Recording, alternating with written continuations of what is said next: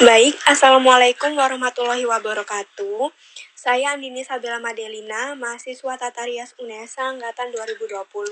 Jadi di sini Andini akan mempresentasikan mata kuliah pendidikan konsumen.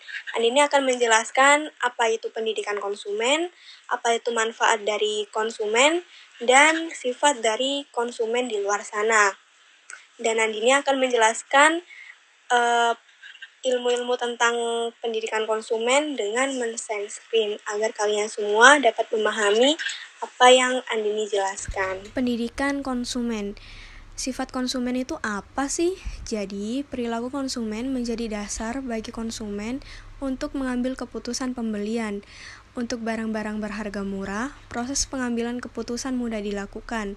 Sedangkan untuk barang-barang berharga mahal, proses pengambilan keputusan dipertimbangkan dengan cermat. Jadi bisa disingkatkan bahwa perilaku konsumen itu tergantung harga pembelian. Manfaat memahami perilaku konsumen. Yang pertama, dapat memahami perbedaan berbagai kelompok konsumen. Yang kedua, dapat merancang program marketing yang sesuai. Yang ketiga, dapat meningkatkan daya saing dengan kompetitor. Yang keempat, dapat meningkatkan customer service. Lalu sifat-sifat konsumen. Yang pertama, perilaku membeli yang kompleks. Yang kedua, perilaku membeli yang mengurangi perbedaan. Yang ketiga, perilaku membeli yang telah terbiasa.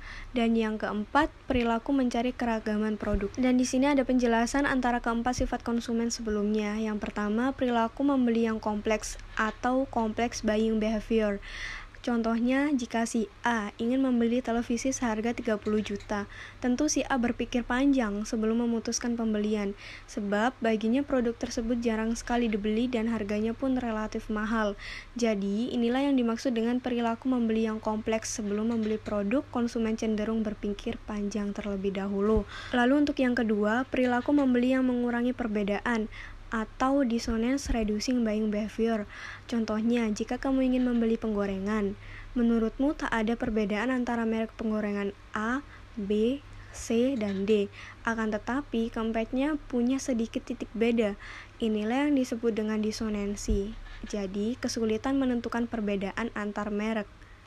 Kemudian yang ketiga, perilaku membeli yang telah terbiasa atau habitual buying behavior. Misalnya, si Y ingin membeli sampo.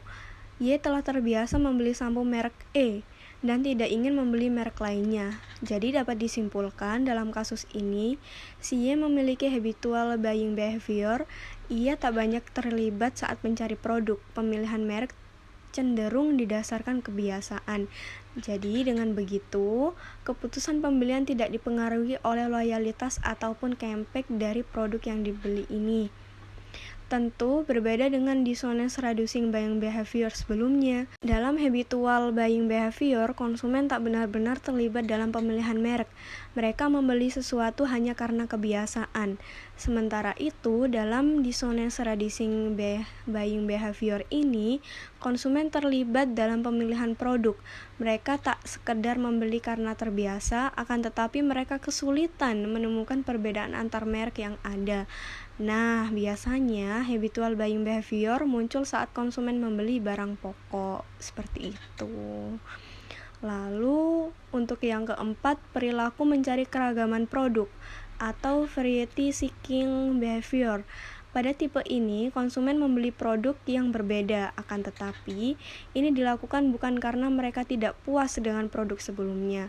Perilaku tersebut didasari oleh motivasi untuk mencari variasi produk yang telah mereka miliki. Tipe pembeli berdasarkan gender, pembeli pria. Yang pertama, seorang pria umumnya kurang berminat untuk melakukan tawar-menawar. Harga yang ditawarkan oleh penjual menjadi harga kesepakatan. Kalaupun menawar, hanya berbeda sedikit dengan harga semula atau harga dari si penjual. Lalu kurang berminat berbelanja, sehingga ia kerap kali terburu-buru dalam mengambil keputusan untuk membeli sesuatu.